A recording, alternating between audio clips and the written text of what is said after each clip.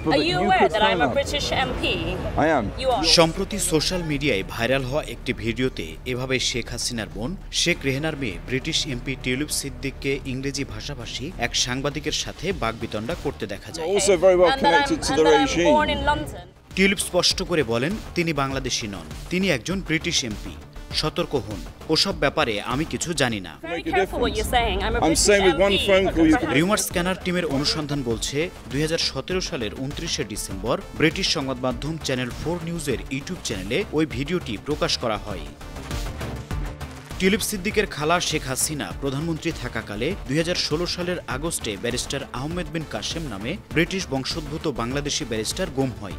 ভিডিওতে স্পষ্ট হয়ে ওঠে আহমদ বিন কাশেম গুম হওয়ার ঘটনায় চ্যানেল 4 নিউজের এক সাংবাদিক শেখ হাসিনা সরকারের কাছে তার হস্তক্ষেপ চাইলে ক্ষুব্ধ প্রতিক্রিয়া জানান টিউলিপ সিদ্দিক।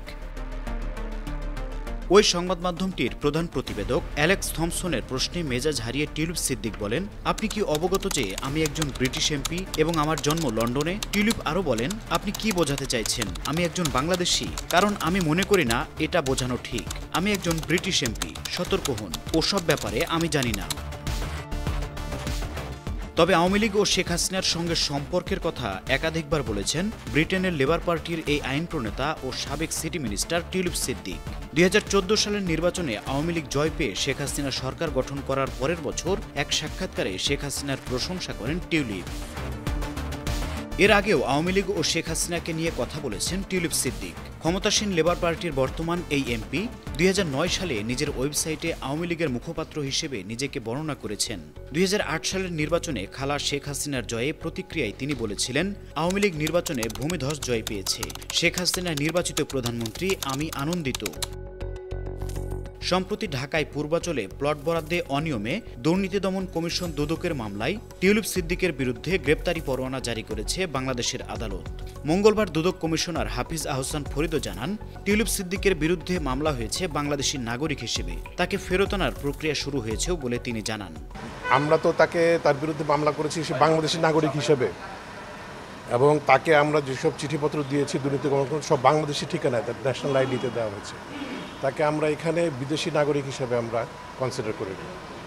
সো এখন যখন মামলা হয়ে গেল, এখন তো সে বিদেশি নাগরিক, যেহেতু আমাদের জানা হলো সে বাইরে অবস্থান করছে, সেজন্য আমাদের সরকারের পক্ষ থেকে অবশ্যই উদ্যোগ নেওয়া হবে যাতে তাকে ফেরত এনে এখানে বিচার কার্য করা যায়। টিউলিপ রেজনা সিদ্দিক নিজেকে বাংলাদেশি নন বলে দাবি করলেও সরকারি নথিপত্র বলছে ভিন্ন কথা। বাস্তবতা হলো তার নামে রয়েছে বৈধ এনআইডি, 2টি বাংলাদেশি পাসপোর্ট ও আয়কর নথিপত্র।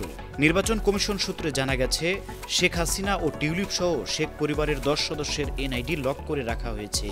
দুদকের একটি সূত্র জানিয়েছে টিউলিপের এনআইডি নম্বর ইস্যু করা হয় 2011 সালের 3 জানুয়ারি। পরিচয়পত্রে তার নাম, পিতামাতা, রক্তের গ্রুপ, এমনকি ঠিকানা হিসেবে ধানমন্ডির সুধা সদনও উল্লেখ আছে, যা শেখ হাসিনার সরকারি বাসভবন। নির্বাচন কমিশনের তথ্য অনুযায়ী তিনি ঢাকার একজন ভোটারও।